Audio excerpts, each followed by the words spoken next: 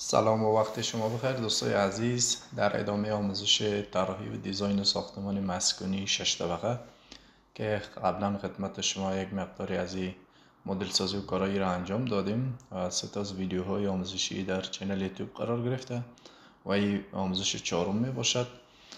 دوستا در جلسات قبل ما متریالی را از قسمت دیفاین متریالی که تعریف کردیم کانکریت با مارک 25 بود و همون سخیگل S300 و S400 و یک کانکریت با وزن مخصوص 30 تعریف کردیم و در قسمت سکشن پراپرتیز فریم سکشن ما برای تیره و ستون یک مقاطعی مثلا 40 در 30 و 45 در 40 و 50 در 40 برای تیره ها و 60 در 40 همچنان و برای ستون هم 45 در 40 و 50 در 40 و 60 در 40 فعلا تعریف کردیم و بر حسب نیاز مقاطع بیشتر تعریف میکنیم.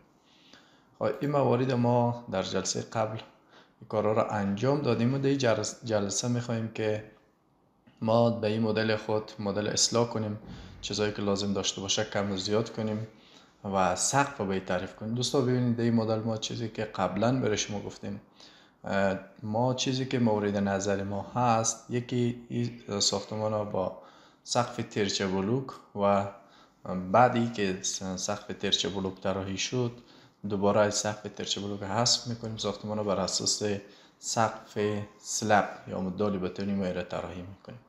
فعلا ما رو با سقف ترچه بلوک را طراحیش انجام میدیم، خیلی تفاوتی نداره. در قسمت سکشن پراپرتیز در قسمت سلب سکشن قبلا برای شما گفتیم یک سلب 15 سانتی رو ما قبلا تعریف کردیم.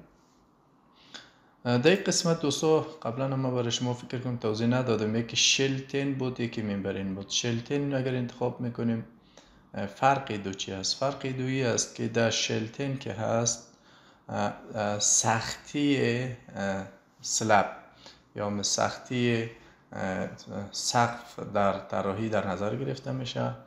وقتی که ما یک سقفی که سلب باشه، کلا سلب باشه یا دال بتونی باشه، او را با شلتن بگیریم سختی سقف در نظر میگیره و این کمک میکنه در درفت، یعنی به سختی ساختمانی دخیل است.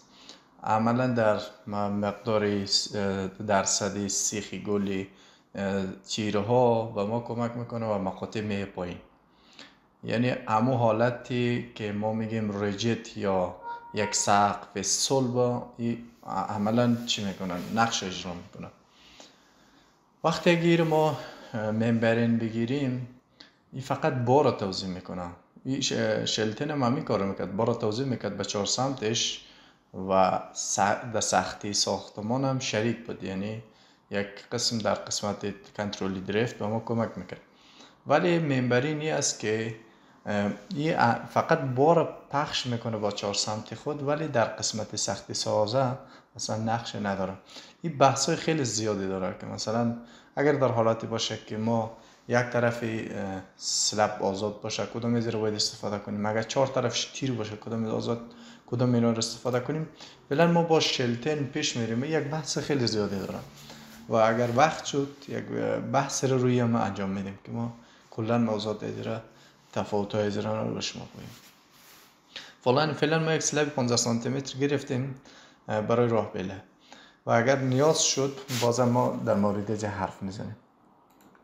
ما میایم در قسمت دفاع، در قسمت سکشن پراپرتیز در قسمت دک سکشن انتخاب میکنیم. اینجا فعلا هم یک دک یا مو ترچه‌ای که ما میخوایم اینجا فعلا هست. این اگرچه ترچه نیست، ترچه بلوک نیست، ما سقف ترچه بلوک به یک صورت با این مدل سازی میکنیم، یعنی مشابه این سازیم. وقتی در این قسمت بیایم ببینید دکی یک هست، تایپش فلت باید انتخاب باشه که پر است داخلش، انفلتش پر نیست داخلش. این جزئیاتش اینجا وقتی روش چیز کنی روی انفارمیشنش بیایی اینجا برای شما کلا مشخصاتش میگه. این سقفی که هست به این صورت هست، ولی سقف ترچه بلوک ما هم یک چیز شبیه همی هست. ببین قبل از اینکه ما این کار انجام بدیم ببریم در اسلایدها ببینیم ما سقف ترچه بلوک یک مقدار بیشتر به شما توضیح بدیم. ببینید دوستان در جلسات قبلا بر شما گفتیم ما اگر بیایم در این خودش ترچه بلوک است، اینا ترچه هستن، اینا بلوک هایی که در داخلش قرار میگیرن. خب اینا تیر است دیگه، درسته؟ اینا تیرای است، اینا ستون هستن، ستون است، این تیر است به ستون وصل میشه و اینی ترچه ها میاد در تیرها وصل میشه که نحوه عمل کرده ازی بارا به صورت یک طرفه انتقال میده، یعنی به این تیر و به این تیری که به این طرف است به این انتقال میده، به این دو تا تیر دو طرف خود انتقال نمیده که معمولا اینا رو بهش میگن سقف یک طرفه، وان وسلپ. خب دوستا ببینین این ترچه داخلش بلوک بودیم، داخلش هم داخلش کاک یونولیتی رو قرار میده که خدمت شما عرض کردیم این ترچه است، یعنی درز جوان است. وقتی که طول ترچه ها بیشتر از 3 متر میشه یک دونه درز در وسط از قرار میده که این از پیچش جلوگیری کنه. ببینین این همون ترچه است، این دو تا سیخ در قسمت پایینش است، بعضی وقت 3 تا در قسمت پایینش، معمولا 3 تا میگیره که این تقویتیش است، یک دونه در قسمت بالا داره و اینی که یا رو به هم میپیچونه، یعنی نقش بریش داره، کنترل برای کنترل بریش است. ببینید اینجا 3 تا در پایین است، یک دونه در بالا، امرا یعنی سیخایی که نقش بریشی رو داره اینا با هم دیگه بسته میشه، جوش داده میشه.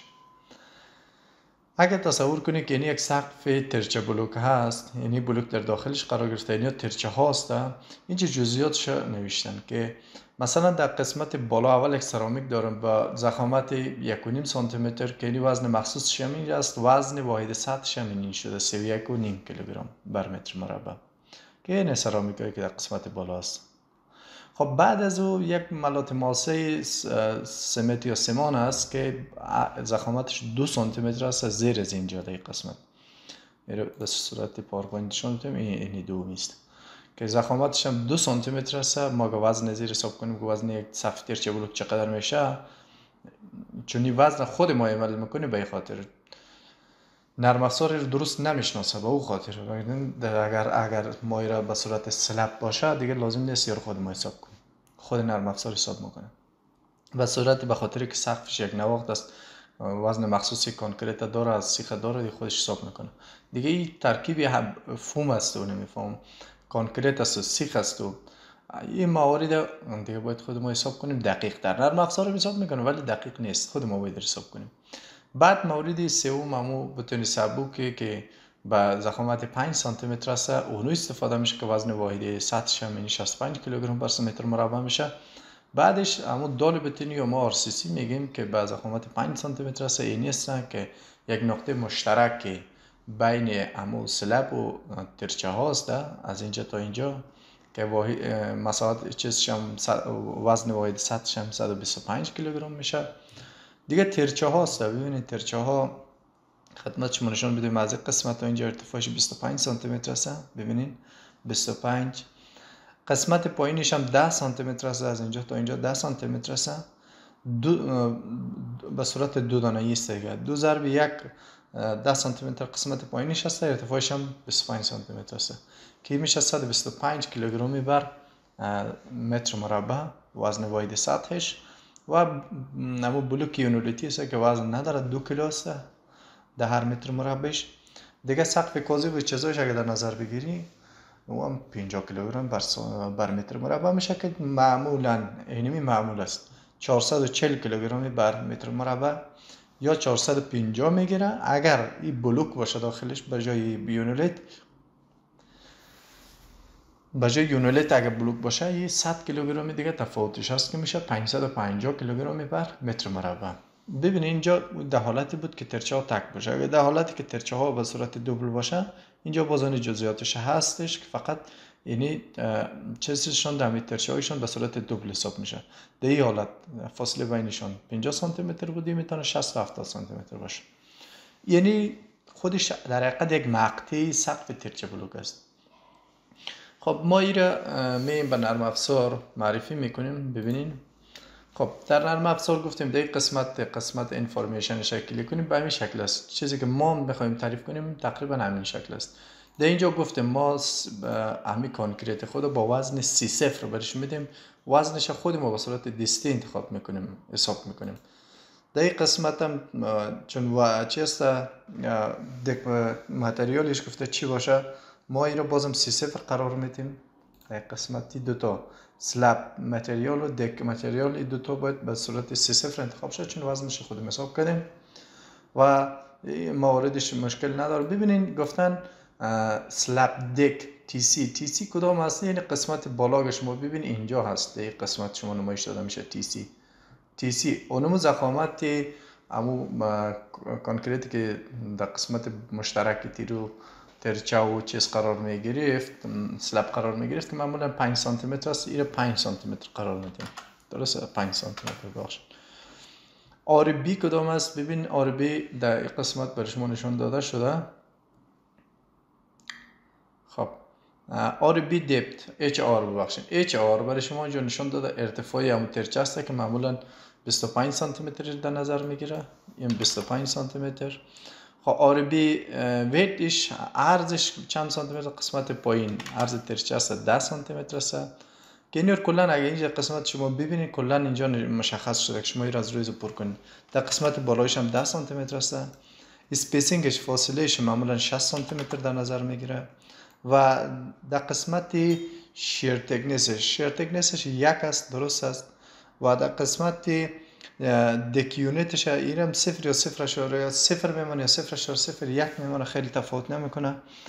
خب این قسمت شیر استات دیامترش هم 1.9 است، یعنی 15. این اعدادش ثابت است دیگه تغییر نمیده، یعنی اوکی است، مشکل نداره. یعنی عملا خودش مدل سازی شده که سقف ترچه بلوک این رو اوکی میکنه به نام دک 1 یا ترچه بلوک فرق نمیکنه. ببینید دوستا ما این پلان داریم، حالا میخوایم سقف ترسیم کنیم. چون این سقف یک طرفه است محدودیت داره، ترچه بلوک محدودیت داره که طول تیر نباید از 7 متر بیشتر شد و در صورت که 7 متر بیشتر میشه ترچه های میانی به صورت دوبل یا دبل اجرا شدن و اگه بیشتر از 7.5 تا 8 متر میشه دیگه باز ترچه بلوک کاربرد نداره، چون دفلکشن میکنه، خیس پیدا میکنه دیگه. باید از سقف وافل که باز پروژه بعدی انشالله سقف وافل و سقف‌های دیگه‌ای که است اونا رو در ساختمان استفاده میکنیم و نحوه طراحیش رو شما میگم. ببینین این تیر رو ببینیم طولش چند است. اینجا در قسمت جیومتریش اگه ببینیم 6 متر 80 کمتر از 8 متر 7 متر است، اوکی است، مشکل نداره. ما میتونیم به این سمت جهت ترچه‌های خود بدیم و ببین جهت کوتاه‌تر انتخاب کنده باشه. در این قسمت ببین 6 متر 70 اگه به این سمت باشه 6 متر 70 میشه طول ترچه ها به این سمت. اگه به این سمت باشه 6 متر 80 این 6 متر 80 شد، درسته؟ و اینی برای شما شد 6 متر 70. خیلی تفاوت نداره. اول خب ما می سقف‌های خود ترسیم میکنیم بعد اصلاح میکنیم. میریم در قسمت ببینید اینجا یعنی قسمت اول درو فلور وال که است در پلان الیویشن و 3D میتونیم استفاده کنیم. در صورت است که مثلا اینجا در وسطش گرید است باید از استفاده کنیم. اگه یک سطح باشه مثل اینی که وقتی کلیک کنید در وسطش سقف ترسیم کنه از این استفاده میکنیم. خب ما معمولا از این استفاده میکنیم. دک یک انتخاب میکنیم از این نقطه اول، نقطه دوم، نقطه سوم و نقطه چهارم. وقتی که کلیک کنیم به ما سقف ترسیم کرد. ببینید جهت ترچه این سمت شد به این سمت. خب در این قسمت بازم این را به یک سمت تعریف میکنیم بعدا جهت از رو تغییر میدیم. اینجا یک سقف داریم ما، ببینید ترسیم شد.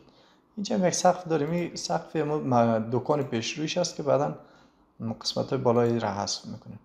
ببینید درست نگرفت بیرون اومد. باید دقت کنید که درست ترسیم میشه. بازم امیر میگیرین انتخاب میکنه از این قسمت در وسط ای ستون ببین درست باید اسنپ کنه در وسط ای ستون، چون یعنی گرید لاین داریم. اگر نه در غیر از این میتونیم استفاده کنیم دیگه. یعنی قسمت یک سلب داریم یعنی اسنپ در این نقطه و به این نقطه. وقتی که این چیز کردیم ترسیم کردیم ببین در قسمت ها سلب برای ما ترسیم شد و در اینجا دیگه فعلا فضای خالیه چیزی نداریم. اینجا در این قسمت برای ما راه پله است و یا آسانسور است. ببینید چند موردی است. یکی که ما میتونیم در قسمت راه پله رو به صورت دال ترسیم کنیم، هم پاگرد و خود رمپشه، و یا ای که این رسم دیگه لازم نیست ترسیم کنیم. ما فقط دیگه میتونیم بارش رو به تیر توضیح کنیم که رو در پیشتر وقتی در جایش رسیدیم به شما توضیح میتونم چند شکلش عملا برای شما کار میکنیم. خب ببینید ساختمان در یک سقف طبقه بام ترسیم شد. خب ما این رو چیکار میکنیم؟ میایم انتخاب میکنیم این رو کلا انتخاب میکنیم. این در قسمت ایدیت رپلیکیت بر استوری ها میگیم. حالا استوری 7 داریم اینجا هست دیگه. استوری 6 5 4 3 2 1 در 20 دیگه لازم نیست. وقت کلیک کنیم ببین با ما سقف کلا ترسیم کرد. خب دوستا ببینید این طبقه اول است، دوم است. اینجا به اصطلاح ما یعنی همکف است، 1 و 2 و 3 و 4 و 5 و 6. ما به این صورت حساب میکنیم و در افغانستان اینطور است که 1 و 2 و 3 و 4 و 5 و همونطور با بالا. یک قسمت بام است دیگه. ما فقط در اینجا سقف داریم، اینا را نداریم. خب اینجا یه ون استوری رو انتخاب کردیم، این قسمت ها رو کلا حذف میکنیم. دیلیت میزنیم ببینید این قسمت ها حذف شد. یعنی اینجا دیگه لازم نداریم تیر ستون، به خاطر بام ما فقط اینی را، یک قسمتی که راه پله و آسانسور است، اینی را اصطلاحاً اینجا بهش میگن خرپشته. اینی رو برای یک سقف لازم داریم، دیگه سقف لازم نداریم. این رو فقط به یک سقف ترسیم میکنیم. این تیری وسط تیرم باز لازم نداریم. اونجا به خاطر که بار آسانسور روی قرار میگرفت ما تیر اینجا داشتیم، ما دیگه اینجا فعلا تیر لازم نداریم، تیر حذف میکنیم. خب این ترسیم شد. ببینید اینجا دیگه این طبقه تجاری یا دکانی که اینجا بود دیگه اینی را ما لازم نداریم. در طبقات بریم به طرف پایین، اینی را از اینجا میگیریم سلکت میکنیم، باز در اینجا میایم دوم. اینجا ببینید صورت سه بعدیش انتخاب میشه. در اینجا اینی باز انتخاب شد، تیر ستونا کلا این به صورت که سلکت کنید تیر ستون انتخاب میشه. هم انتخاب شد. در این طبقه ببینید کلا وقتی که اینو دیلیت کنیم دیگه ما فقط طبقه اول این دکان داشتیم، دیگه لازم نیست که دکان باشه به طرف بالا بیاد. ما در اول هم گفتیم میره به صورت جدا، به خاطر یک طبقه است. به صورت جدا میتونیم میره مدل سازی و طراحی کنیم. اگه به بچسبم خیلی مشکل نداره، به هر دو حالتش میشه، مشکل نداره. ببینید ساختمان ما مدل سازی شد. و یک چیزی که در اینجا قسمت جلسه قبل یاد ما رفت که بگوییم، ببینید اگه در دراوینگ بیاییم، دراوینگ هم روی شما شریک کردم در گروه. در اینجا قسمت پیشروی از ما یک چیز داریم، اصطلاحاً برش میگن دستک یا ما دیواری پیک میگیم برش. 1 متر و 20 سانتی به طرف پیشروی برآمدگی داره. یعنی برآمدگی از چطوری ما باید ترسیم کنیم؟ خب ببینید طول از 1 متر و 20 است. ما 1 متر و 20 میم چطوری ترسیم میکنیم؟ ببینید به خاطری که این ما به مدل خود اضافه کنیم، میایم در قسمت روی مدل خود.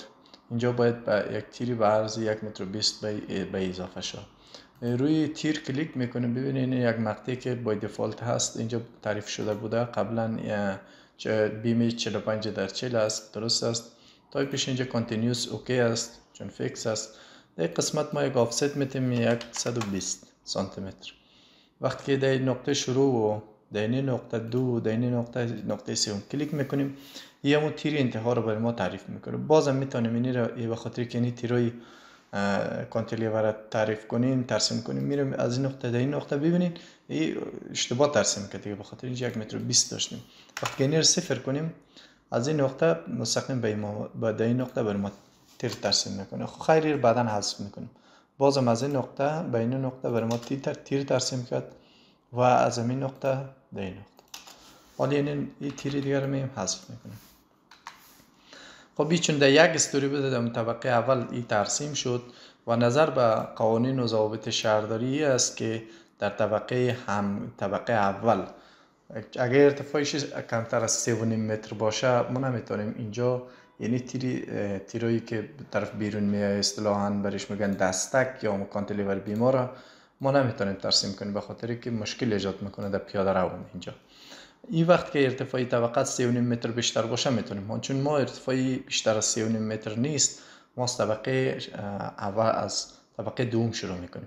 خب ما اینی در حقیقت دیگه تیر نیست دیگه اینجا انتها، یعنی به صورت چی تعریف میشن؟ تیرچت تعریف میشن. با ما ایرا حالتش اینجا میایم در قسمت اساین فریم، در قسمت فریم پراپرتیز ایرا نن انتخاب میکنیم که بار رویش بیه، ولی خودش عملا دیگه در انتهای منطقی نیست که ما ایدانه تیری تعریف کنیم که وزن نظام از بیشتر شد. اینا رو انتخاب میکنیم کلا. یا که انتخاب شد بازم میایم در قسمت ایدیت رپلیکیت، ایرا در طبقات بعدی کلا ببینید در این طبقه فعلا هستیم. در طبقات بعدی تا طبقه بام اینا رو میگیم به ما کپی کن. در این طبقه هم دیگه لازم نداریم، در این طبقات بر ما اینا رو ترسیم کرد.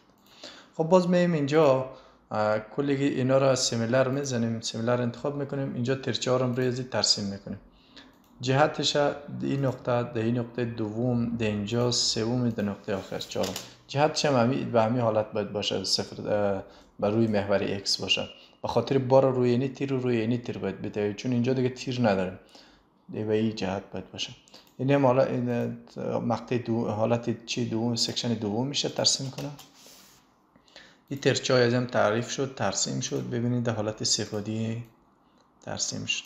فقط دینی نقطه نشد به خاطر سیمیلر اینجا انتخاب کرده بودیم. این جمعی طبقات مشابه نیست. بازم میره وان استوری میمونیم قسمت پایین، چون در طبقه بیس دیگه ما نیاز نیست که در طبقه اول ما ترسیم نمی کنیم، حذف میکنیم. این رو از اینجا حذف میکنیم. به جای ما مثلا یک از اینا رو انتخاب میکنیم، ببینید، یا از اینجا میتونیم این رو انتخاب کنیم، بیم باز رپلیکیت کنیم میره در طبقه ششم، یا اونجا ترسیم شد. ببینید اینجا ترسیم شد. خب ببینید مدل سازی تقریبا آماده است. فقط چیزی که اینجا مانده جهت ترچه هاست. قبلا هم خدمت شما گفتیم این ترچه ها درست است که حالت درستشی است که به صورت اگر این جهتش به این سمت است، یعنی باید جهتش به این سمت باشه، به خاطر که کلا به یک سمت تیروی قوی و یک سمت تیروی ضعیف قرار نگیره، که این را اصطلاحاً برش میگن حالت شطرنجی، که اگه به این سمت بود این به این سمت باشه، یعنی هم به سمت بالا باشه. خب ما این را جهتش یعنی آل استوری را از اینجا انتخاب میکنیم، یعنی و اینی را انتخاب میکنیم، این دو را انتخاب میکنیم. در قسمت اساین شل، چون از تایپ شل است، لوکال اکسس این را 90 درجه میچرخونیم. وقتی که این اوکی کنیم ببینید جهت اینا چرخید. این تیر ببخشید این سقف بار خود به این دو تا تیر داد، دینی تیر و دینی تیر. ترچه به این حالت واقع میشه، این صورت. یعنی سقف این قسمت از سقف بار خود دینی دو تا تیر میده، دی دو تا تیر بار نمیده، و یعنی هم به اینی تیر و به اینی تیر بار میده. خب اینی که در قسمت بیرون هست دیگه دینی تیر رو بار میده، دیگه اونجا تیر نداریم عملا. اونجا ما یک تیر از جنس نن، یعنی عملا اون وجود نداره، یک تیر مجازی تعریف میکنیم، به خاطر که اونجا یک دیوار روی از واقع میشه، ما زیر از اون تیرچه است، ما بار روی از میتیم دیگه، اون چیزی کار خاصی انجام نمیده. مدل سازی انجام شد.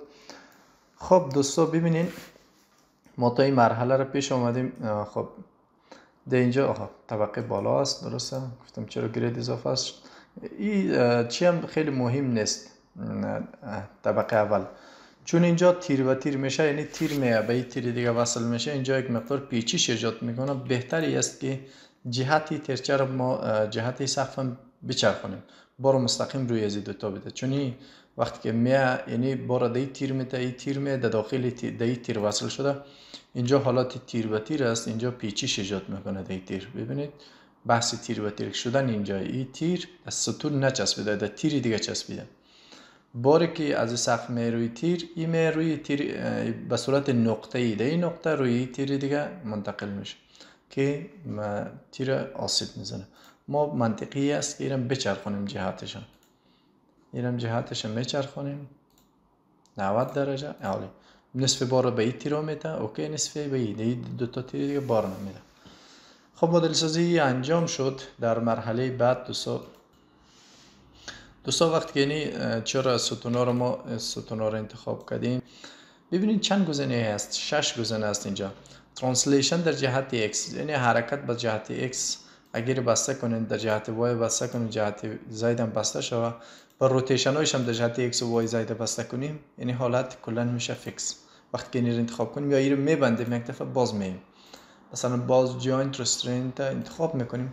وقتی که این رو انتخاب کنیم حالت اوله فیکس انتخاب کنیم، کلی گزینه تیک میشه. ببینید نیست، ما اینی حالت میخوایم، یعنی حالت باید به ساختمان ما باشد، پای ستون فیکس است، ولی بر ساختمان های فلزی دیگه که مهاربند داشته باشه فیکس نیست. اونا میتونه یک از حالت های دیگه شو داشته باشه که بر شما باز دوم مورد بحث میکنیم که اینی حالت میشه. خب پای ستون ها ببینید حالا به صورت فیکس در آمده. وقتی در الیویشنش هم ببینید این صورت فیکس است.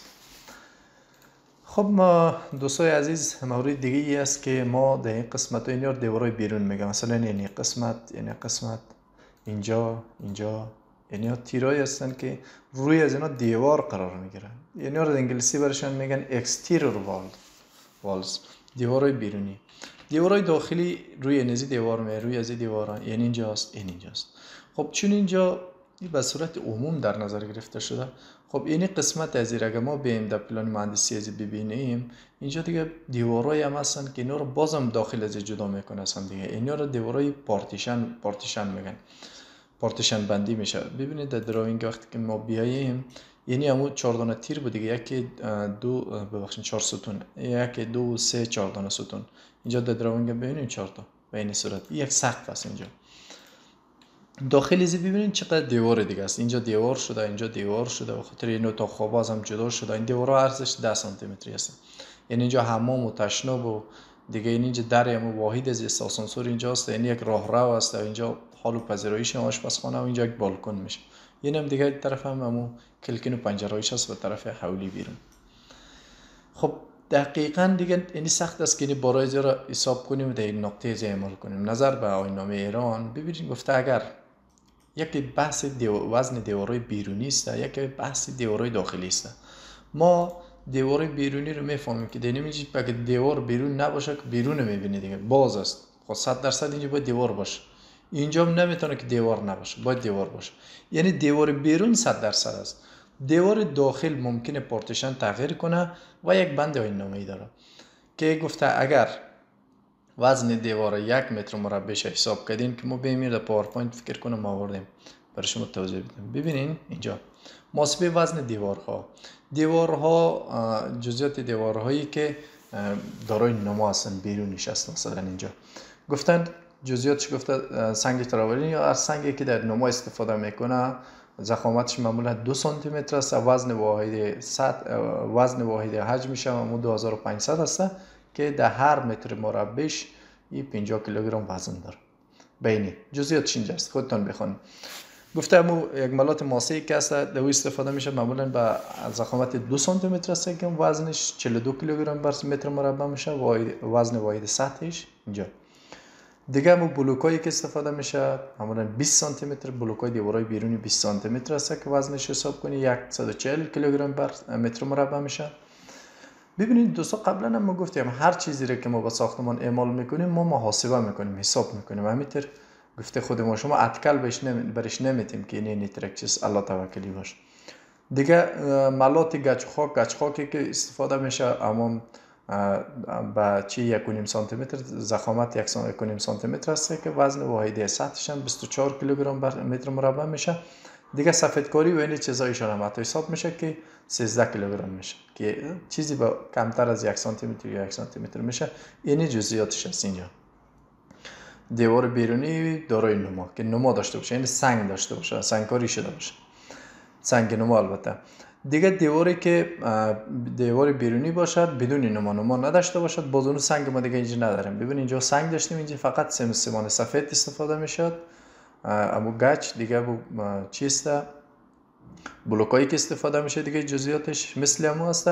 این وزنش به وزن بر واحد سطحش 270 کیلوگرم بر متر مربع شد. گزینه اول ببین 270 کیلوگرم بر متر مربع وزن زیاده چون نما داره دیوار نما.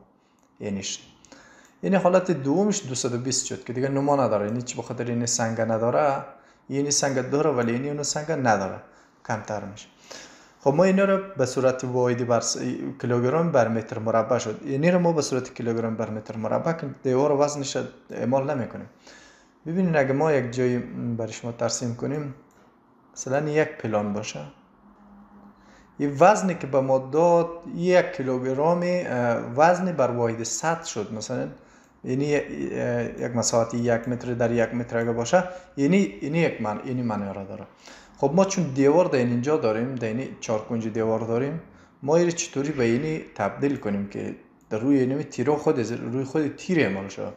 خب یعنی را خود یعنی وزن نظیره ضرب ارتفاع دیوار میکنیم. مثلا ارتفاع دیوار ما، ارتفاع سقف ما مثلا اگه اینجا باشه، چه برای شما ترسیم کنیم، ما چون ارتفاع طبقات از 3 متر و 20 در نظر گرفتیم، معمولا 40-50 سانتی متر از تیر می باشد. اینجا یک تیر داریم دیگه، درسته؟ این 40-50 از تیر بعد از یعنی دیوار میشه، درسته؟ خب ما اگه 3 متر و 20 باشه 40 سانتی متر ما تیر باشه این میمونه 2 متر و 80. درسته؟ 2 متر و 80. 2 متر و 80 از ضرب یعنی عدد میکنیم 270. این ضرب میزنیم ببینیم چند میشه. مثلا 2 متر و 80 2 متر و 80 ضرب 270 این حدوداً 756 کیلو یا 760 کیلو وزن از کیلوگرم بر متر طول میشه. ببینید در متر طول وقتی که وزن از را در دیوارای روی تیر را بدیم به صورت دیوار بار خطی بدیم یعنی بار خطیش اینی میشه 760. خب چون دیوار بیرونی معمولا بازشو داره دیگه 30% 25-30% از زیر بازشو میگیره یعنی ضرب امازون میکنیم که معمولا این چیزش کم میشه. اگر ما 760 در نظر بگیریم ضربی اما 30% بازشو بگیریم معمولا دیوارای بیرونه که نما داشته باشه و بازشو داشته باشه ما در محاسبات یک چیزی میخوایم دست بالاتر هم در نظر بگیریم 600 تا 650 میگیریم یا 600 میگیریم. 600 کیلوگرم بر متر مربع وزن این دیوارایی که روی تیر این رو ما میگیریم. و برای دیوارای بدون نما که گفتم اینجا که بازشو دیگه نداره یعنی میرو مستقیم ضرب میزنیم. مثلا 220 ضرب 2 متر 80 میکنیم. معمولا نیم خب 2 متر 80 میشه 620 میگیریم. خب در محاسبات به صورت کلی بگم اون دیوارایی که بازشو نداشته باشه دیوار بدون بازشوی بیرونی را 700 تا 750 میگیریم. اون دیوارای بیرونی که بازشو داشته باشه معمولا 600 تا 650 کنون ما خدمت شما توضیح میدم. ببینید دوستا ما وقتی که وارد نرم افزار میشیم اول میایم سایت پلان خودم میبینیم. سایت پلان ما طوری است که در قسمت همسایه است اینجا همسایه است اینجا همسایه سه طرف ما همسایه دیگه اینجا لازم نیست که سنگ کار کنه دیگه منطقی نیست وقتی که همسایه است دید نداره دیگه چسبیده همسایه به سه طرف دید نداره یک طرف بیرون دید داره یعنی دیوار بیرون از هم بازشو داره اینجا هم بازشو داره و هم سنگ نما داره و این سه سمت از بازشو هم نداره نمیتونه دیگه اینجا یک پنجره رو باز کنی به سمت همسایه مجوز نداره. این سه طرف از این نه بازشو داره و نه ای که سنگ نما داره. خب ما میم برای زیر چطوری به این ساختمان میدیم. ببین از این قسمت ما میم سیمیلر استوری رو انتخاب میکنیم. خواهی چون طبقه چی است یعنی قسمت دکان است لازم نیست یعنی دیوارای قسمت یعنی قسمت پشت سر یعنی تیرا رو انتخاب میکنیم. روی از اینا دیوار رو واقع ده درسته بار دیوار رو میخوایم بتیم به این طبقه بالا میم. ببینین اینجا چون طبقه اول ما اینجا یک چیز نداشتیم دیگه یعنی تیرای کانتلیور بیمار رو نداریم دستکار در حقیقت نداشتیم. در این طبقه بار از روی خود این تیر اعمال میشه ولی در طبقات بعدی ما میم روی اینی پیکاد این دیوار رو وزنش اعمال میکنیم. ببینید اینجا انتخاب میشه کلا به این صورت. خب به خاطری که ما دو جای نمیخوایم بار اعمال کنیم هم روی تیر اعمال کنیم هم روی هر دویش نیست بازم اینجا میم ون استوری انتخاب میکنیم اینی تیر رو از انتخاب میکشیم. ببینین طبقه به طبقه که بری میره یعنی را از انتخاب میکشیم ایرم میکشیم چون دیگه بار اینجا میدیم دیگه اینجا دیگه عملا داخل فضای خانه است دیگه اینجا بار به اعمال نمیشه. خب این طبقه بام شد دیگه. ببینید دیگه بر حسب محاسبات ما معمولا یک باری وایده خود به کیلوگرم متر بانیم چون ما بر اساس همیه بیشتر کار میکنیم کیلوگرم متر کیلوگرم فورس متر.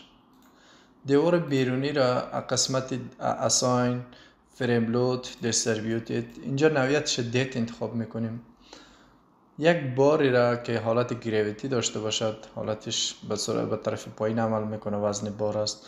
این در حالت از تراپزیدال لود به صورتی است که مثلا یک تیر انتخاب کنیم مثلا یک مقطعش تا اینجا باشه 500 کیلوگرم یعنی اینجا مثلا 600 باشه اینجا کمتر باشه یا مثلا یک تیری رو انتخاب کنیم که اگه یعنی تیر مثلا چی باشه به صورتی کانتینیوس یا یعنی ستون وسطش نباشه به خاطری که بار راه پلر در این قسمت از بدیم از اینجا تا اینجا 0 متر بار نمیاره روش مثلا این از اینجا تا اینجا بار راه پلر میاد یعنی در اون حالت کاربرد داره اگر لازم شد در توضیح میتونم باز بدم.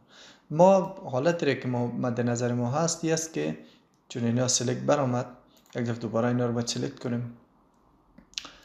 خب این دیوارهای بیرونی شامل از این نمیشه. اینجا سیمیلر استوری رو میزنیم، یعنی دیوار اینا رو انتخاب میکنیم یا انتخاب شد. یک قسمت بیرون باز متفاوت تر است. خب اینا انتخاب شد، میم پایین باز وان استوری رو انتخاب میکنیم در این طبقه، خاطر در طبقات دیگه اینی چی را نداریم. این انتخاب کنیم، دیوارهای بیرون انتخاب شد. حالا باز می در قسمت اساین فریم لود دیستریبیوتید، اینجا ما معمولا 750 کیلوگرم بر متر مربع وزن دیوارهای بیرونی رو به این تیر اعمال میکنیم. وقتی که این رو کلیک کنیم بارای از روی از اعمال شد، دیوارهای بیرونی بارایش اعمال شد. خب می در قسمت پیش روی از چون این دیوار بازشو داره در قسمت و هم نما داره. خب به خاطر که بارای از رو درست اپلای کنیم ما رو بازم قسمت سیمیلر استوری رو انتخاب میکنیم. این تیرو کاملا تا اینجا بجز طبقه بام اینا انتخاب شد. باز میریم در قسمت اساین فریم لود دیستریبیوتید، ایرا 600 یا 620 میگیریم، 620 کیلوگرم بر متر، یعنی را بارزه را که حالتش دیگ باشه بازم به این اعمال میکنیم. خب میریم در طبقه بام. در طبقه بام ببینیم وضعیت چی فرق میکنه، چون اینجا دیگه دیوار ما نداریم، اینجا دیگه دیوار نیست، فقط دیواری اما یک دیواری پاراپیت یا اصطلاحاً برش میگن جان پناه این اینجا وجود داره. بار از اون میتونیم که او رو ما حساب کردیم معمولا بر تمام طبقات مسکونی 240 تا 250 به خاطر ارتفاعش 80 تا 1 متر است دیگه خیلی بار نداره. یعنی را ببینید کلا انتخاب میکنیم، چون اینجا باز دیوار خود راه پله است دیگه انتخاب نمیکنیم، دیوار داریم یعنی انتخاب میکنیم. اینجا یک بار میتونیم به که مقدارش هستش 240 میتونیم، ما در محاسبات خود 240 در نظر میگیریم چون 80 سانتی است دیوار. این بارای ازم به این اعمال شد چون این دیگه دیوار نداریم، روی تیرا دیوار نداریم. خب دینی طبقه که ما اصطلاحاً بهش میگه طبقه پشت بام یا خرپشته، اینجا هم دیوار داریم، اینجا هم دیوار داریم. اینا رو باز انتخاب میکنیم، این رو انتخاب کردیم، این رو انتخاب میکنیم، درسته؟ این تیر هم انتخاب میشه و این تیر هم انتخاب میشه، این 4 تا تیر انتخاب میکنیم. باز یا یک کار میکنیم که این قسمت از چون باز شو نداره، ما وزن 750 رو برش میتیم، 750 کیلوگرم میتیم، 750 کیلوگرم برش دادیم. یعنی سه طرف از دیگه چون این دروازه است و یعنی جمع دیوارهای داخلی قرار میگیره، اینا رو دیگه 650 برش میتیم بارا. این معمولا 650 یعنی بارا رو به این دادیم و بارگذاری از یک مقدار انجام شد. خب بعضی چیزای دیگه در ایمان گفتم بار پارتیشن چطوری است. مثلا اینجا اتاق خواب قرار میگیره، اینجا آشپزخانه است، اینجا حمام. ببینین این موضوعی است که گفتن داینامی ایران گفتن اگر بار پارتیشن داخلی اگر شما وزن 1 متر مربع را حساب کردین بین 100 تا 200 کیلوگرم این وزن 1 متر مربع شد. اینا که زیاد شد دیگه نه، این بار بیرونی 750 شد. گفته ای اگر 100 تا 200 کیلوگرم وزن 1 متر مربع شد و این تقسیم مساحتش کردین، درست مساحت واحد سطح از این اگر کمتر از 100 کیلوگرم شد، کمتر از 100 کیلوگرم شد که 100 در نظر بگیریم. اگر بین 100 و 200 قرار گرفت این به صورت بار زنده در کل کف ساختمان را شما توزیع کنید.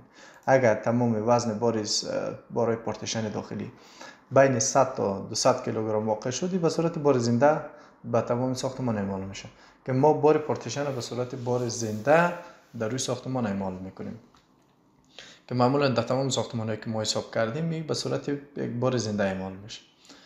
خب این موارد گفتیم. در موارد بعدی ببینید دوستا بار راه پله میمونه، اینجا بار آسانسور میمونه، بار راه پله میمونه، چون ما اینجا آسانسور داریم و اینجا راه پله داریم. خب دوستا بارگذاری ما ببینید به خاطر اینکه که ما چک کنیم ببینیم که بارگذاری ما چطوری است، انجام شده نشده، درست است، کم است، زیاد است، به چه صورت است. میم در این قسمت همین حالت تریدی فعال میکنیم، در این قسمت دیسپلی فریم لود اساین انتخاب میکنیم، اینجا نویش انتخاب میکنیم چون ما فعلا تا به حال فقط برای دیتا برای مردر چه کردیم اساین کردیم. وقتی که اپلای کنیم ببینید بارای ما روی این تیرایی که اعمال شده کلا نشان داده میشه. در این طبقه پایینی 750 کیلوگرم است. در قسمت پیشروی 620 ما اعمال کردیم. ببینید تا بالا رو تا این قسمت. و بعضی بارای دیگه ما در این قسمت بار ندادیم، این تیرا رو باز انتخاب میکنیم. معمولا اینجا خیلی بارای کمی میاد، مثلا 150 کیلوگرم بر متر طول ما بار میتیم دیگه. بار جانپناه رو متا نداره، یک بار خیلی کم 150 میتیم.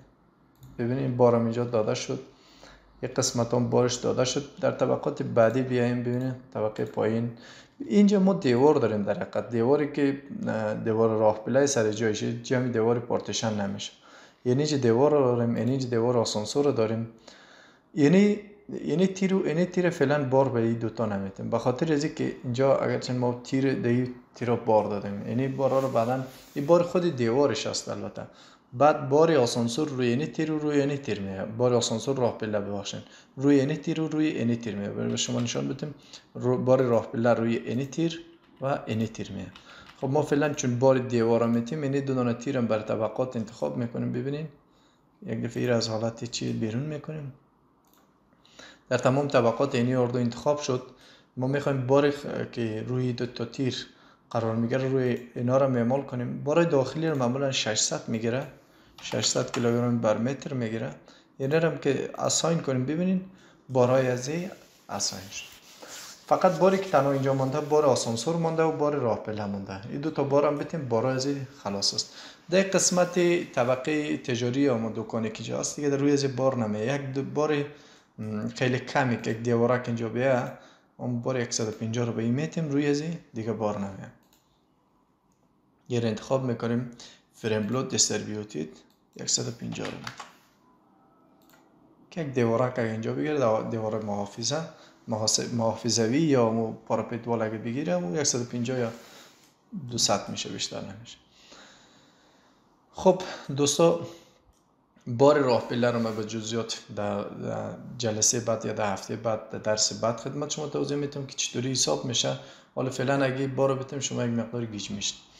و بارگذاری فقط بارگذاری چی مونده؟ راه پله و آسانسور مونده و تقریبا بارگذاری ما تکمیل است. اگه کدام موردی بعضی از مواردهای دیگه که اگه در یاد ما بعداً بیاید او رو خدمت شما توضیح میدم. فعلا بارگذاری ما مونده. خب دوستا تا این مرحله رو پیش رفتیم. در جلسه بعد خدمت شما توضیح میدیم که بار مس چطور به اپلای کنیم و بار راه پله و آسانسور رو به چطوری اپلای کنیم و این موارد که یک مقدار توضیحات داره. و اول توضیح بدیم خدمت شما، بعد بار سقف رو وارد کنیم و این موارد رو خدمت شما در جلسه بعد توضیح میدم. یک موردی که از هفته قبل خدمت شما نگفتم، از شما سوال کردم، گفتم ده هفته برای شما توضیح میدم و یه است که در پاورپوینت بیم دوستا ببینین. ما اگر ضریب در قسمت ضریب وزن و ضریب کتلر اگه بخوایم که اصلاح کنیم برای تیرا که میگم ضریب مس و ضریب ویت، این چطور بود؟ ما آمدیم در قسمت دیفاین، در این قسمت ما سکشن های تیر و ستون که تعریف کرده بودیم. مثلا در تیری 50/40 اگه در نظر بگیریم، وقتی که ما مودیفای میکنیم در این قسمت یک مس داشتیم یک ویت داشتیم که ما شما گفتم سوال کنیم که باید تغییرش بده یا نه. اینجا ما یک پاورپوینت رو آماده کردیم. ببینید دوستا اینجا ما یک دانه تیر داریم که عمق تیر با ما 50 سانتی متر داده شده. اینجا نوشتیم 50 سانتی متر که H1 است، درست است؟ و درست اینجا 50 سانتی متر داده شده عمق تیر است. تیر دو طرفش سلب است. این همراه تیر دیگه اتصال داره در این نقطه. در این نقطه که این خط زدیم، این نقطه اتصال سلب تیر است. این بیم است، این سلب است.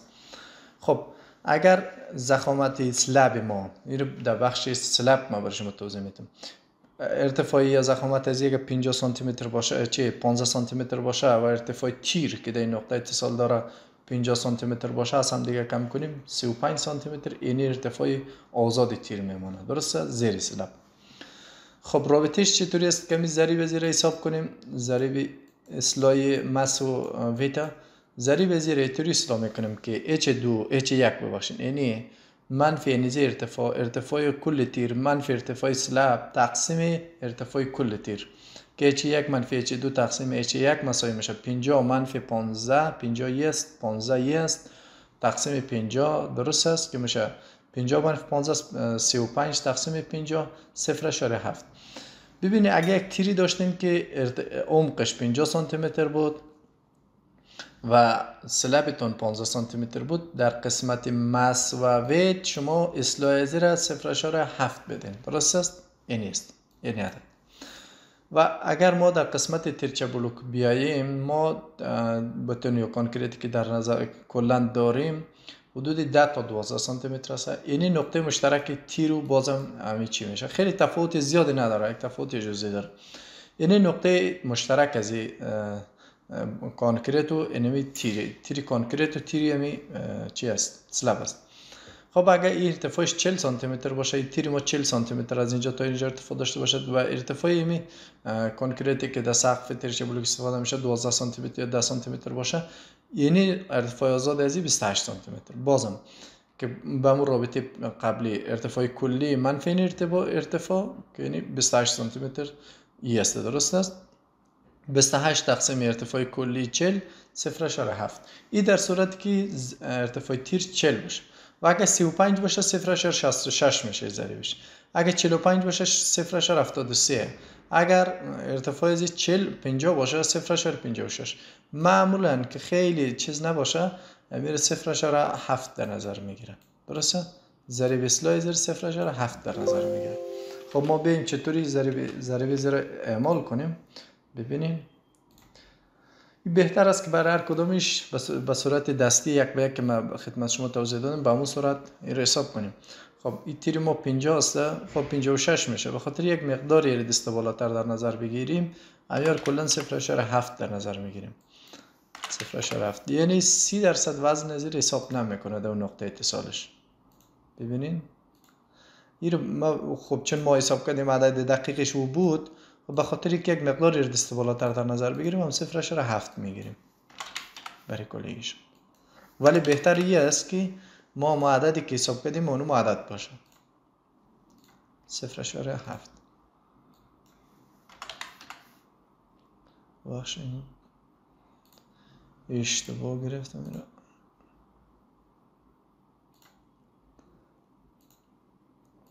این 0.7. خب یک سوالی که در قسمت بازم شما دوستا دارم این است که در قسمت ستون چطور؟ تیرا رو که ما حساب کردیم این صورت به این صورت بود.